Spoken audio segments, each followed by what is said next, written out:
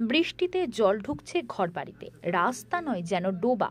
এই ক্ষোভে ফুঁসছে রামগড়। বছরের পর বছর বেহাল রাস্তায় চলতে চলতে এবার আর চুপ করে বসে থাকতে পারেননি স্থানীয় বাসিন্দারা।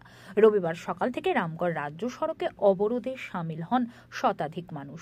সড়ক অবরোধ করে বিক্ষোভ দেখায় এলাকার মহিলারা। স্থানীয়দের অভিযোগ, বছরের পর বছর ধরে রাস্তার হাল বেহাল।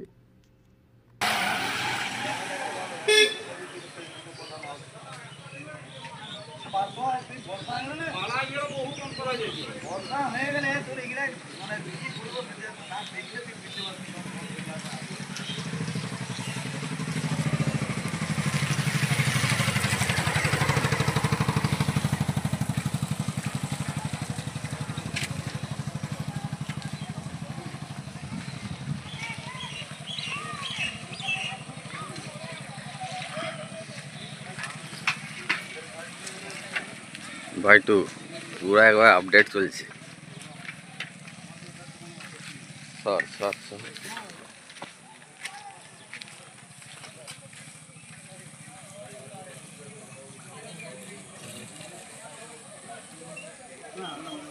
तो कितने समय की हाँ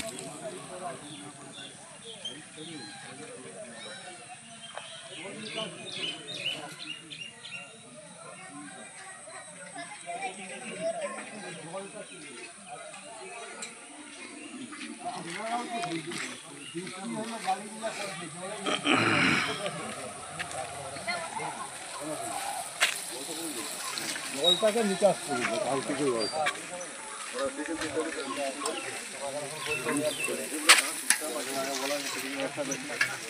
ওইটা নিয়ে এখানে আমার ট্রেন কেটে দেবো।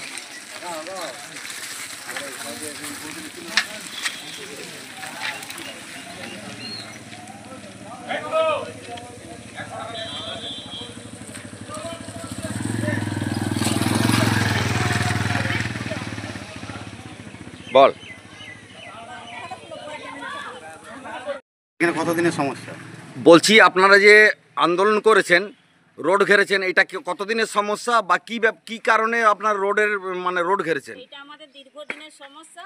আমাদের রোড ঘেরার কারণ হচ্ছে আমাদের জল নিকাশির ব্যবস্থা কোনো নেই। রামগড়ে 50 বছর ধরে দীর্ঘদিন ধরে এই জল যন্ত্রণা আমরা ভোগ করছি। রাস্তায় জল ছুটতে, ড্রেনে জল নিকাশি হচ্ছে না, বাড়িতে বাড়িতে জল ঢুকে যাচ্ছে। আর রাস্তার ব্যাপারে বলছি না, কারণ পিডব্লিউডির ব্যাপার ওটা। রাস্তা হয়ে আসছে, হয়তো হবেও, হ্যাঁ, কিন্তু আমাদের ড্রেন সংস্কারের নিয়ে আমাদের বিশেষ করে আন্দোলন। আমরা এই আন্দোলন শুধু আজকে নয়, দীর্ঘদিন করে আসছি, কিন্তু কোনো নিরুপায় আমরা কোনো কিছু ব্যবস্থা আমাদের জন্য করেন।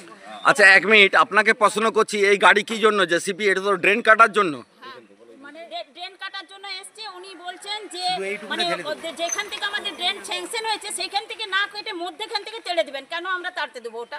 যেখান থেকে ড্রেনটা স্যাংশন হয়েছে মানে আপনারা যেটা বলছেন যে আপনাদের গ্রামের জল শুধু বেরোয়নি, আমাদের পুরো রামগড়ের জল এখান থেকে বেরিয়ে আসে। ব্যাস ব্যাস, আপনাদের বক্তব্য তাই, এটাই তো? ব্যাস ব্যাস। আচ্ছা, এর পরের পদক্ষেপ আপনি কি করতে চাইছেন? লাগাতার আন্দোলন, ব্যাস ব্যাস, লাগাতার আন্দোলন। আমরা চাই জল নিকাশি হোক। বলছি বাইট আর অন্যরকম করছো, আপনি কিছু বলবেন? আর আপনাদের বক্তব্য কি? আপনি মুক্ত সবাই একই বক্তব্য তো? ওকে, মানে আমাদের আন্দোলন চলছে, চলবে। ব্যাস, ওকে, এই সাথে ওকে।